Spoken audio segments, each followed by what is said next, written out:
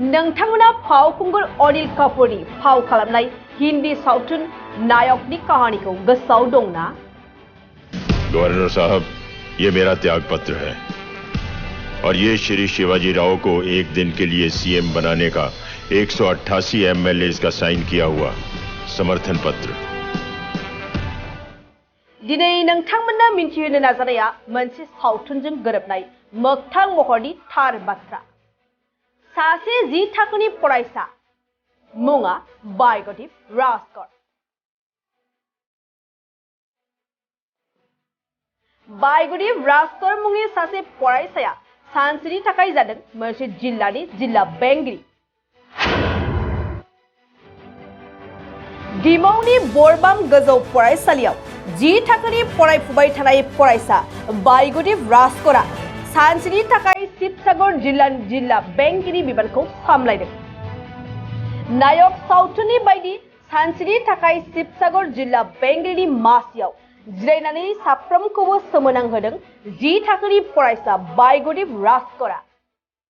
सुलुंनिफ्राय मिन्थिनो मोननाय बादिब्ला फरायसा बायगदिप राजकरा दिनै सानसेनि थाखाय शिबसागर जिल्ला बेंगिरि महरै डीसीनि गारियाव गाखोना ओनसोलखौ नायगिदिङो। मख'नो गोनांदि आसाम सरकारनि आरोहन बिथांखिनि गेजेरजों सानसेनि थाखाय शिबसागर जिल्ला बेंगिरि जायो। मिन्थिनो मोननाय बादिब्ला सानसेनि जिल्ला बेंगिरि जानाय बायगदिप राजकरखौ खुंथायनि बागै फोरोंथाय होदों जिल्ला बेंगिरि आदित्य बिक्रम यादवआ।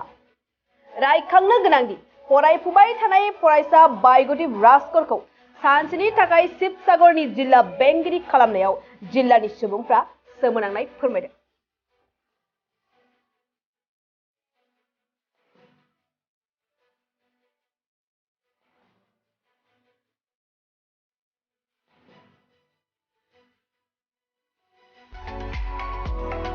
नैरोजा 23-24 सोलोंथाइ बोसोरनि थाखाय गोदान मुं थिसननाय लानानै फैदों डन बस्क' डिग्री कलेज साफागुरिया।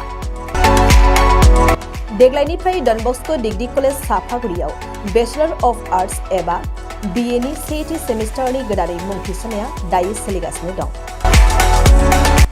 चिरां जिल्लानि साफागुरियाव थानाय डन बस्क' डिग्री कलेजआ देग्लायनिफ्राय BA थाखोनि सेथि सेमिस्टारनि थाखाय गोदानै एडमिशन लानायजों लोगोसे बड', इक'नमिक्स, इंलिश, एडुकेशन, हिस्टरी आरो पलिटिकल साइन्स आयदानि थाखाय BA अनार्सनिबो खाबु दं।